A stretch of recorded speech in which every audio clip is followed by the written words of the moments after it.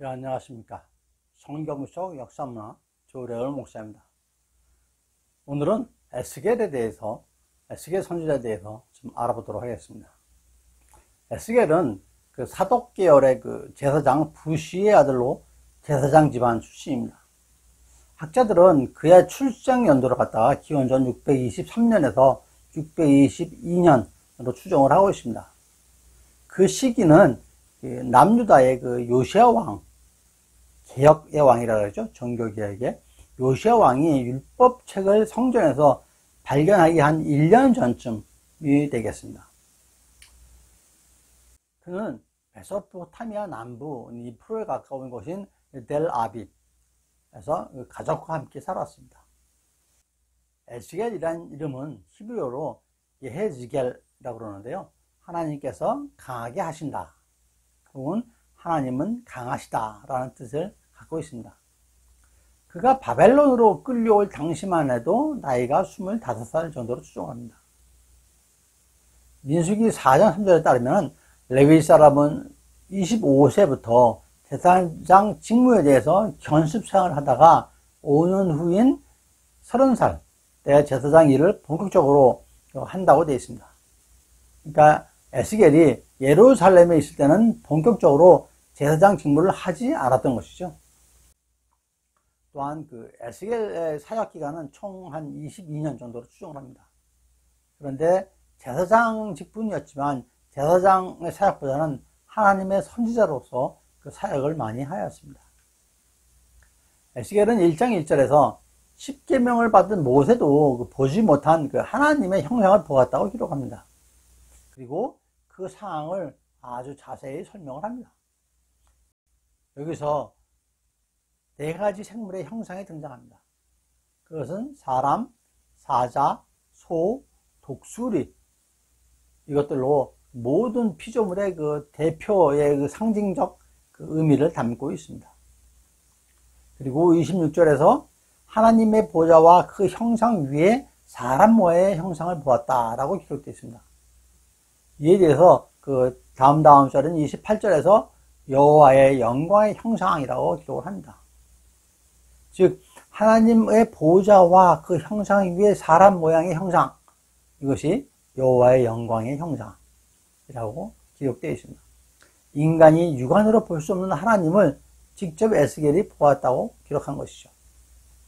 성경에 하나님의 환상을 보는 기록들이 몇 군데 있습니다. 창세기 28장에 야곱이 빈들에서 처음 노숙할 때 보았다 그랬고, 사도행전 7장에 스데반이 돌에 맞춰서 죽어갈 때 그 마지막 순간에, 그리고 요한계시록 1장에 사도 요한이 인자와 같은 일을 보았다고 합니다. 요한계시록은 그 반모섬에 유배되었을 때 저술한 것이죠. 사도 요한이. 에스겔이 환상을 본 것은 조국 남유다가 멸망하기 직전에 자신이 포로로 끌려간 상황입니다. 이런 상황들은 대부분 다 야곱의, 스데반의, 그 사도 요한, 그리고 에스겔 다 좋지 않은 아주 그 나쁜 어려운 상황에 있을 때, 어려운 상황에 처해 있을 때 그 하나님의 형상을 보았다라고 기록이 되어 있습니다. 에스겔은 바벨론의 그 느부갓네살 왕이 2차 침입 시에 포로로 끌려가서 그발 강가, 지금은 그 셈의 언덕이라는 텔아비브, 그 옛날 이름이 텔아빕이라고 합니다. 그 텔아비브를 중심으로 해서 약 22년간 선지자로서 예언 활동을 했습니다. 에스겔이 포로로 잡혀온 지 5년째 되던 해인 기원전 592년 되죠. 강가에, 그발 강가에서 있는데 갑자기 하늘이 열리고 하나님이 나타나서 기이한 현상을 보게 되는 거죠. 이렇게 선지자로 부름을 받은 에스겔의 예언 활동은 시기를 기준으로 해서 둘로 이렇게 구분할 수가 있습니다. 첫 번째 시기는 포로로 잡혀갔을 당시부터 예루살렘이 완전히 멸망을 당할 때까지, 그게 약 한 7년 정도 됩니다. 죄로 가득 찬 성읍 예루살렘에 닥칠 심판은 돌이킬 수 없다라고 선포를 하게 되죠.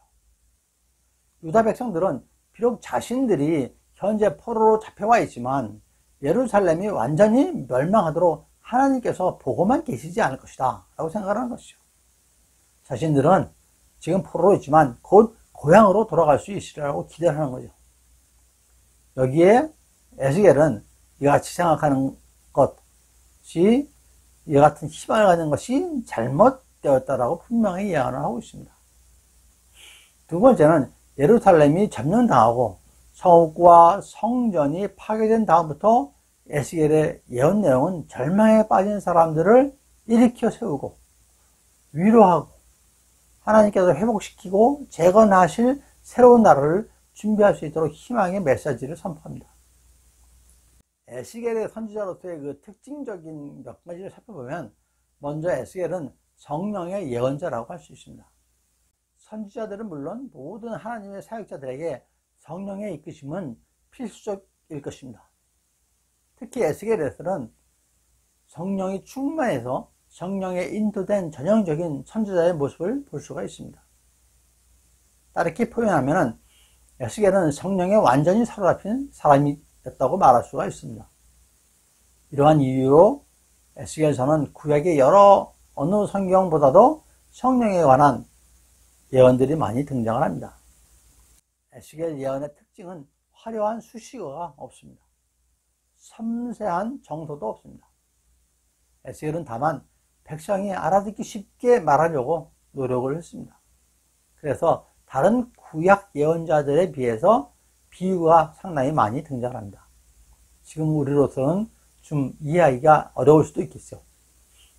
15장의 포도나무 비유는 더 이상 유다는 하나님께로부터 쓸모가 없어져 가지고 불에 태워지는 것 밖에는 다른 방법이 없다라는 의미가 되겠고, 16장의 그 어린 아이의 비유로 하나님의 동정과 사랑을 배신한 이스라엘을 상징하였습니다.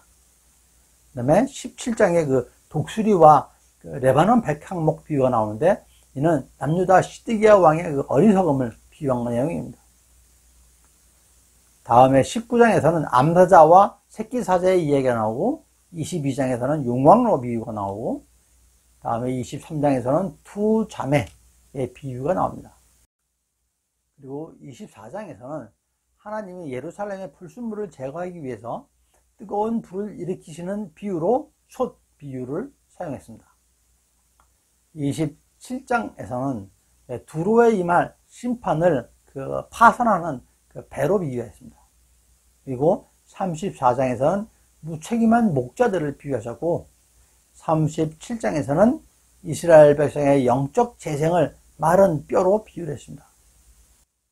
30장 이 비유는 회복의 의미가 있어가지고 목사님들께서도 설교를 많이 하시는 부분입니다. 이처럼 에스겔 선지자는 백성에게 하나님의 오묘한 도를 깨닫게 하려고 많은 고심을 했던 걸 갖다가 저희들이 알 수가 있습니다. 또한 그의 예언은 말로만 한 것이 아니고 행동으로, 몸으로도 했습니다. 때로는 커다란 돌 위에 예루살렘의 모형을 만들고 주위를 에워싸서 예루살렘이 바벨론 군대에 의해서 포위당할 것이다 라고 예언을 했고, 쇠똥의 인분으로 떡을 굽고 날카로운 칼로 자기 머리털과 수염을 잘라내서 일부는 불살르고 일부는 바람에 흩어지게 됩니다. 이 비유는 유다에 임할 하나님의 심판으로 더러는 불에 타 죽고 더러는 칼에 죽고 더러는 산산이 흩어질 것이라는 것을 예언한 것이죠.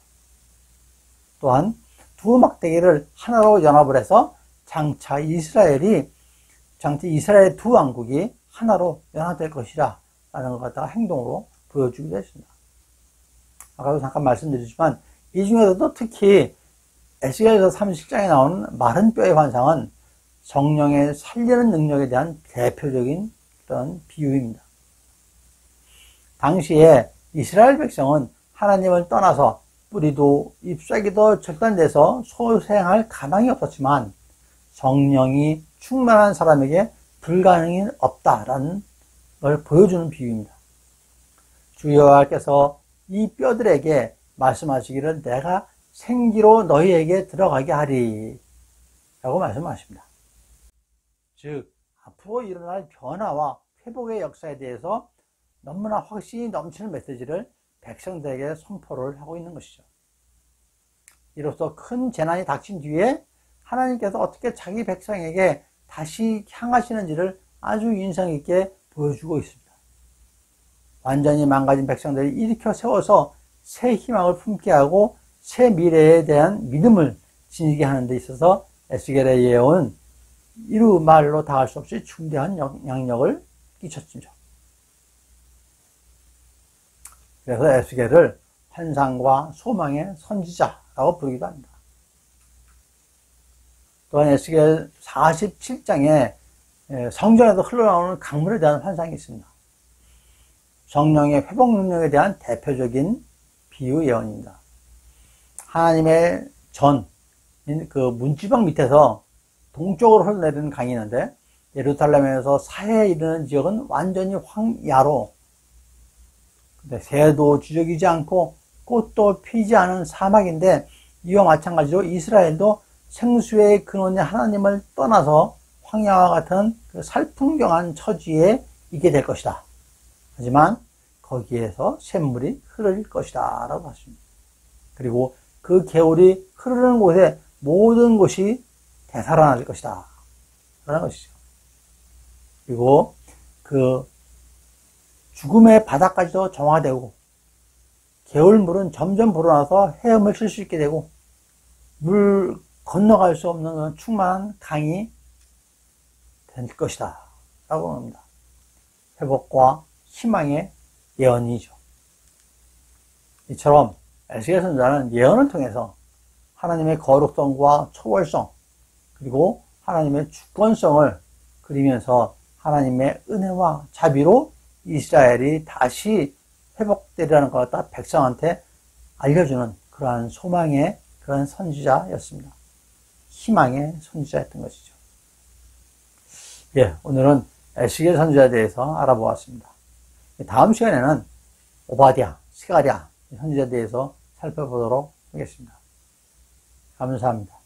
MDMS의 조례을 목사였습니다.